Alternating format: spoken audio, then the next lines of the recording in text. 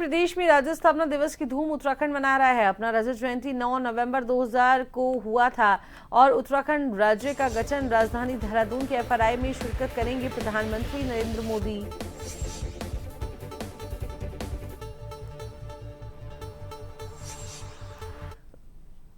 तो वहीं खबर विस्तार से जानकारी साझा करने के लिए हमारे साथ उत्तराखंड से संवाददाता एसएन पंत फोन लाइन पर जुड़े हुए हैं। तो पंत जी, क्या कुछ अपडेट है? मोदी का आज आगमन है, प्रधानमंत्री आज पहुंचने वाले हैं, क्या कुछ तैयारियां अब तक कर ली गई हैं?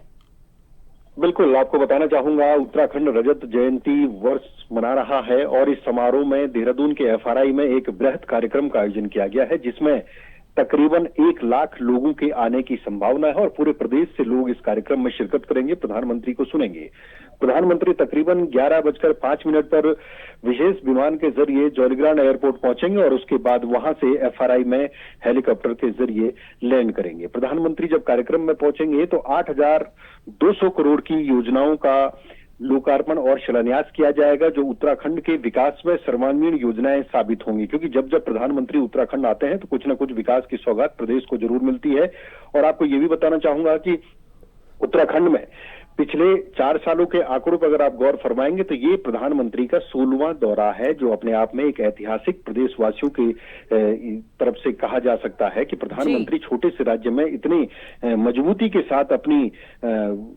लगातार लोगों को आगे बढ़ाने का और विकास की योजनाओं की मॉनिटरिंग करते हैं, चाहे बद्रीनाथ हो या केदारनाथ पुनर्निर्माण की बात हो। प्रधानमंत्री ने आज जिस तरीके के कार्यक्रम से पहले बीते रोज उन्होंने ट्वीट के माध्यम से बताया कि उनको बड़ा हर्ष हो रहा है कि वो रजत जयंती समारोह में शिरकत करेंगे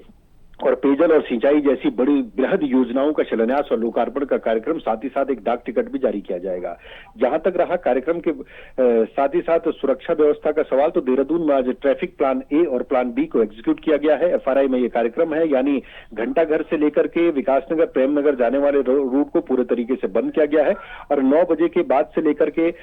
दोपहर 2 बजे तक ये पूरे तरीके से बंद रहेगा। और प्रधानमंत्री कार्यक्रम के बाद यानी चप्पे चप्पे पर सुरक्षा व्यवस्था, सुरक्षा बल तैनात है, मीडिया को भी संतुलित आधार पर ही पास जारी किए गए हैं ताकि अनैतिक रूप से वहां पे व्यावहारिक रूप से कोई भीड़ इकट्ठी ना हो सके और सघन चेकिंग अभियान चलाया जाएगा। उसके बाद ये कार्यक्रम सफल होगा। और साथ ही साथ इतना ही नहीं है कि पूरे प्रदेश में पूरे रजत जयंती वर्ष समारोह के रूप में अगर आप देखेंगे तो 1 नवंबर से लेकर 11 नवंबर तक विभिन्न स्थानों पर अलग अलग सांस्कृतिक और विरासत के रूप में कार्यक्रम आयोजित किए जा रहे हैं। उसी कड़ी में प्रधानमंत्री आज उत्तराखंड पहुंचने वाले कुछ देर के बाद और उसके बाद एक बड़ी योजना यानी परियोजना कहेंगे इसको, 8,200 करोड़ की परियोजना का लोकार्पण और शिलान्यास करेंगे।